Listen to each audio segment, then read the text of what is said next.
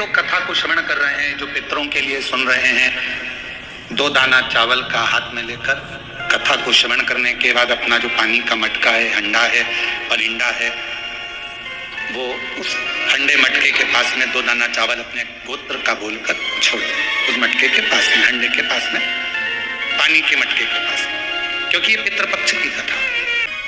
ऐसा क्या क्रम है कि पितरों के पक्ष में जब शिव महापुराण की कथा होती है, पितृपक्ष में जब देवाधिदेव महादेव की यह पवित्र कथा होती है, तो हमारे पूर्वज, हमारे पितर इस पवित्र कथा का लाभ लेते हैं, कथा को श्रवण करते हैं। एक बात हमने पहले भी कही, आज फिर कहते हैं, और देवताओं के लोक में सर्वश्रेष्ठ सबसे सुंदर लोक अगर माना गया है तो पितृलोक माना गया। जिस पितृलोक में पितृ निवास करते हैं, रहते हैं। अब आप कहोगे गुरुजी ये पितृलोक का वर्णन कहाँ है? तो शिव महापुराण के प्रारंभ में विदेश्वर संहिता के अंतर्गत ही आप इसको श्रवण कर सकते हैं, या पार्वती खंड में, उमा खंड में, कौमार खंड में आप इसको श्रवण कर सकते हैं। भगवान पितृलोक में पितरों की 3 बेटियां हैं, मेना, धन्या और कला। ये कथा अपने को शिव महापुराण में मिलती है। और पितरों की 3 बेटियां बड़े आनंद के साथ में पितृलोक में भ्रमण कर रही, और भ्रमण करते करते पितृलोक में वो तीनों, मेना, धन्या, कला, भ्रमण करते करते चल रही थी। और उन्हीं पितृलोक के दरवाजे पर सनकादि ऋषि बैठकर तप कर रहे हैं, साधना कर रहे हैं। सनत कुमार बैठे हैं और भगवत भजन में डूबे हुए, मंत्र जाप में, नाम जाप में, स्मरण में डूबे हुए, तब साधना में डूबे हुए। थोड़ी देर बाद वहीं से मेना निकल कर जाती हैं। हमारा शास्त्र कहता है कि कोई दरवाजे पर बैठा हो, भोजन की थाली रखी हो, कोई संत साधु बैठा हो, कोई सन्यासी बैठा हो, कोई कथा में बैठा हो, कोई सत्संग में बैठा हो, कोई भजन में बैठा हो, या जिस आसन पर बैठकर हम भगवान की आराधना कर रहे हो, साधना कर रहे हो, उस पर अपना लात, अपना चरण, अपना पांव नहीं लगना चाहिए। जिस आसन पर बैठकर हम भजन करते हैं, उस आसन को पांव से नहीं सरकाना चाहिए, उस आसन को पांव से एकत्रित नहीं करना चाहिए, हिलाना नहीं चाहिए। कई लोग बैठने से पहले अपना बैठने का जो सेटिंग करते हैं, तो पहले पांव से, इधर आसन है तो उसे पांव से घसाएंगे, अगर उठाना ही है तो झुककर उठाओ उसको और फिर रखो उसे। पर पांव का प्रयोग आसन में भी नहीं किया जाता, पांव का प्रयोग बासन मतलब बर्तन में भी नहीं किया जाता।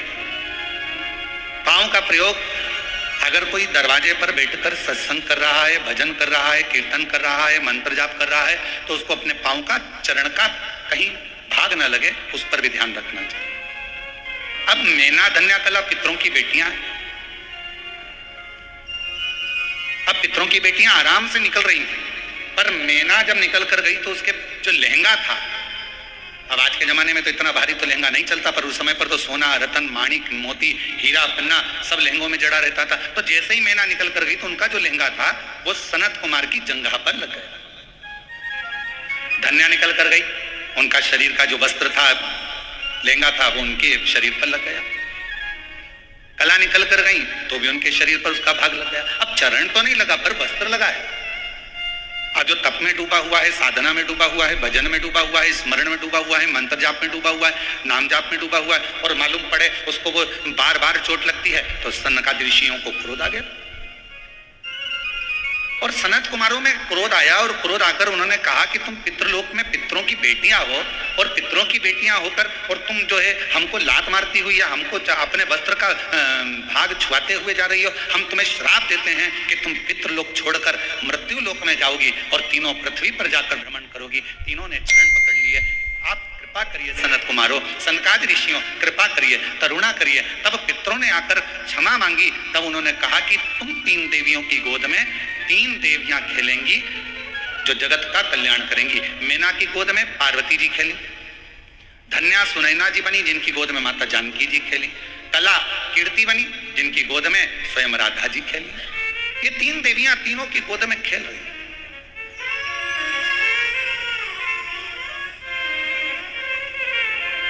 और पितृलोक का सुख छोड़कर मृत्यु लोक में आ गई।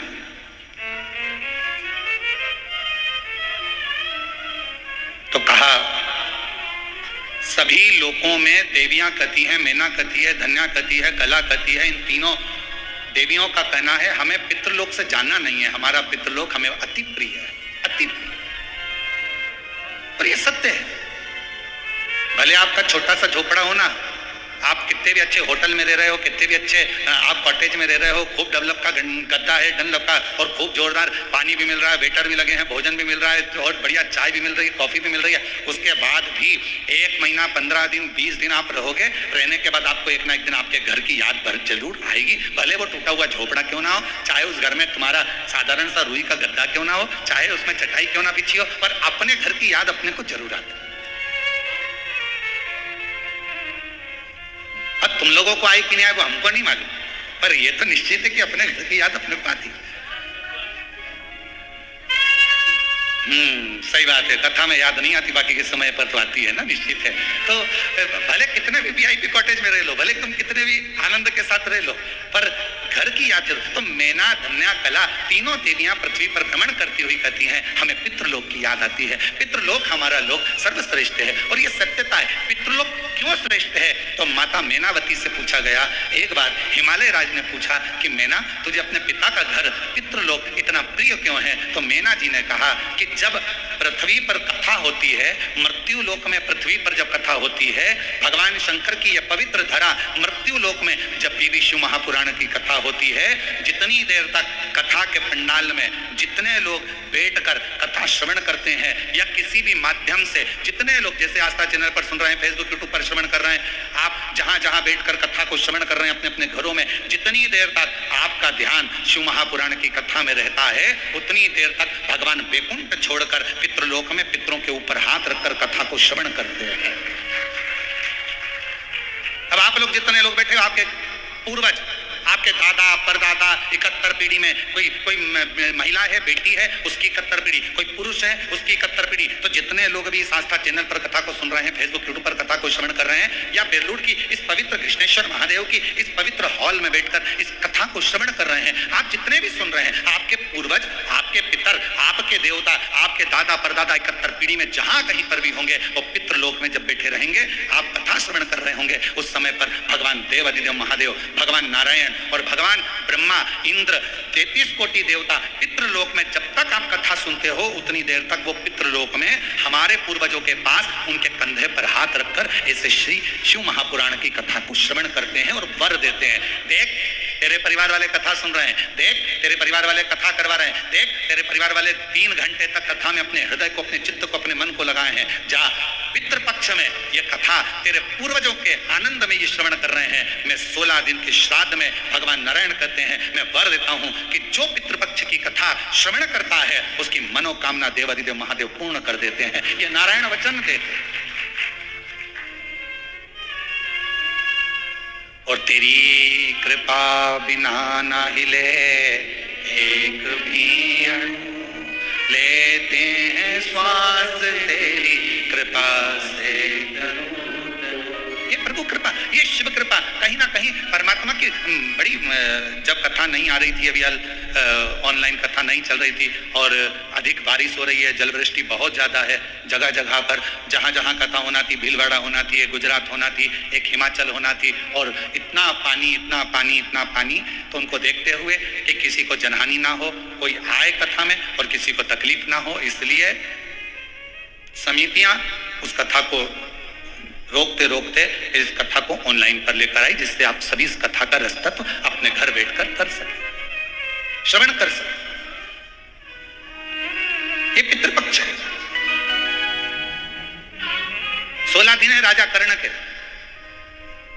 जिसने अपनी जिंदगी में खूब दान दिया है। कहते हैं कर्ण जैसा दानी संसार में नहीं हुआ है। एक बार स्वयं अर्जुन ने कह दिया था कि राजा कर्ण को इतना दान, लोग दानवीर कहते हैं, दानवीर कर्ण कहते हैं, दानवीर कर्ण कहते हैं, मैं भी तो दान करता हूं, तो मेरा नाम भी तो दानवीर अर्जुन होना चाहिए, दानवीर युधिष्ठिर होना चाहिए, दानवीर भीम होना चाहिए।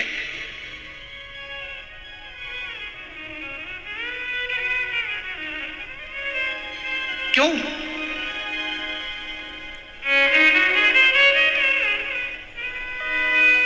देखो, रोटी बनी, गाय को दे दिए, एक दान ये हुआ। और दूसरा दान कौन सा है? बहुत देर से गाय दरवाजे पर खड़ी है और तुम्हारे डब्बे में रोटी नहीं है, तुमने आटा उसना, एक रोटी बनाई और फिर ले जाकर गाय को दी, एक दान ये कहलाता।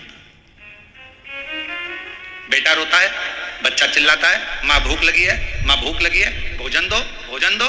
माँ कैसे भी तैयार कर कर उसको भोजन दे देती है, ये माँ की बात चल लेता है। आपका प्रेम कब झलके? लगे रहे नहीं गुरुजी